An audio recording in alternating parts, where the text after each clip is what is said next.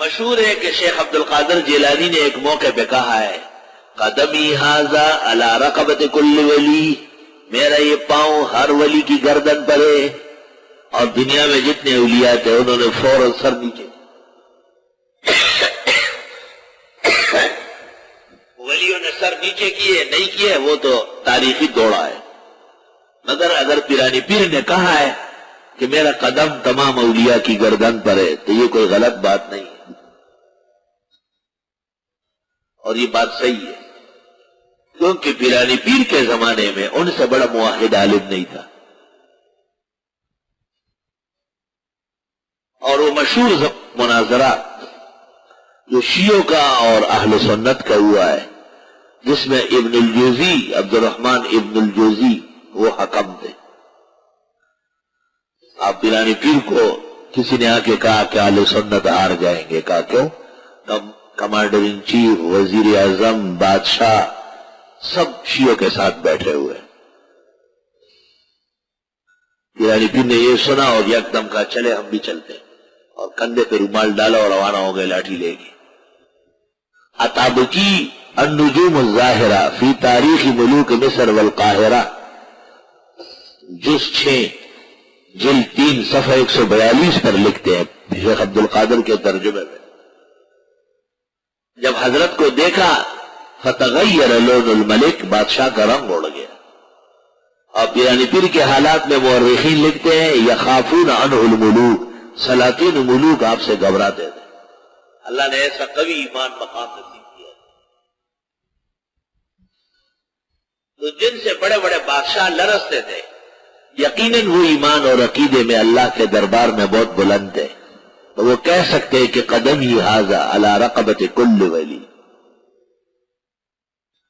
جیسے ہم کہتے ہیں کہ اسانید میں شاہ ولی اللہ کا قدم اونچا ہے،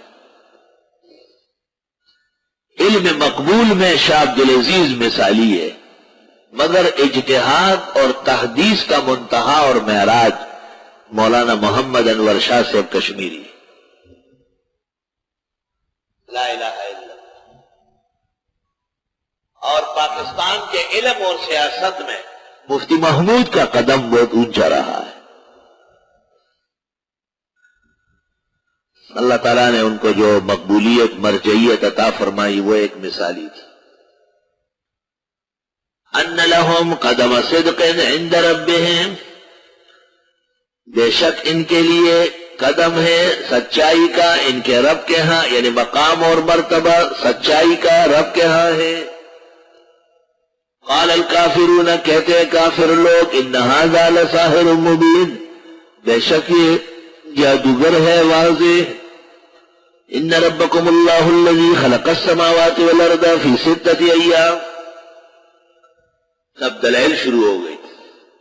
اللہ رب العالمین برحق ہے، نبی صادق و مصدوق ہے، قرآن حکمت والی ہے. دلیل بے شک رب تمہارے وہ ہے، اللہ وہ ہے جس نے پیدا کیا آسمان و زمین 6 دن میں. ثم استوى علی العرش، پر مستوی ہوئے عرش پر. یدبر الامر، وہی فیصلے کرتے ہیں. ما من شفیع، کوئی سفارشی نہیں ہے قہری، الا من بعد اذنہ، مگر اس کے کہنے کے بعد رحمت کی سفارش ہوگی.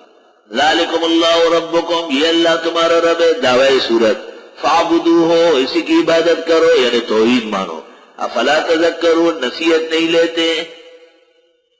الیہ مرجعکم جمیعا، اسی کی طرف واپسی ہوگی تم سب کی.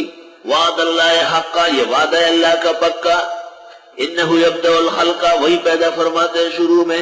ثم یعیدہ، پر لٹائے گا بھی. لیجزی الذین آمنوا وعملوا الصالحات بالقسط، تاکہ جزا دے دے ایمان والوں اور عمل نیک والوں کو انصاف سے. والذین کفروا، اور جو کافر ہے، لہم شراب من حمیم، ان کے لیے پینا ہوگا کھولتا ہوا پانی.